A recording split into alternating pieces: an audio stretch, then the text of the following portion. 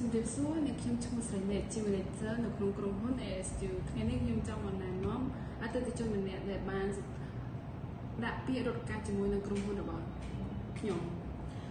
ជំរាបសួរខ្ញុំឈ្មោះថនលក្ស្មីខ្ញុំមកពីខេត្តកំពង់ចាមខ្ញុំរៀននៅសាលាជាឡានសែនខ្ចៅខ្ញុំចប់ថ្នាក់ទី12នៅឆ្នាំ2024ចាថ្ងៃនេះខ្ញុំមានចំនួនខ្លះហើយដើម្បីបានបងប្អូនមានចំណាប់អារម្មណ៍ដាក់ពាក្យទៅរៀនបន្តនៅឯប្រទេសកូរ៉េមូលហេតុដែលខ្ញុំដាក់ពាក្យទៅរៀននៅប្រទេសកូរ៉េដោយសារតទី1ប្រទេសកូរ៉េមានភាពជឿនលឿនទី2ប្រទេសកូរ៉េមានសុវត្ថិភាពជាប់លេខ2នៅលើពិភពលោកហើយទី3ខ្ញុំចាប់អារម្មណ៍ទៅលើវប្បធម៌អរិយធម៌និងសាលាស្កបជាឡាយធំទូលាយហើយនិងទំនើបទី4ជាចំណុចពិសេសខ្ញុំចាប់អារម្មណ៍ថង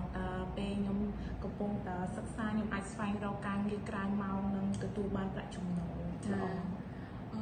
មួយទៀតបងចង់សួរឯងអំពីហេតុផលអ្វីបានបងប្អូនសម្រេចចិត្តជ្រើសរើសយកក្រុមហ៊ុន ASU ដើម្បីរត់ការដាក់ពាក្យទៅរៀននៅឯប្រទេសកូរ៉េហ្នឹងមូលហេតុដែលខ្ញុំជ្រើសរើសក្រុមហ៊ុន ASU ព្រោះតែដោយសារតែខ្ញុំឃើញក្រុមហ៊ុនបងសហការជាមួយនឹងសាកលវិទ្យាល័យនៅកូរ៉េធំហើយនិងសាកលវិទ្យាល័យនៅខ្មែរហើយបងបានឃើញខ្ញុំឃើញក្រុមហ៊ុនបងចុះការកងត្រាជាមួយនឹង MOU និងជាមួយនឹង NTC Group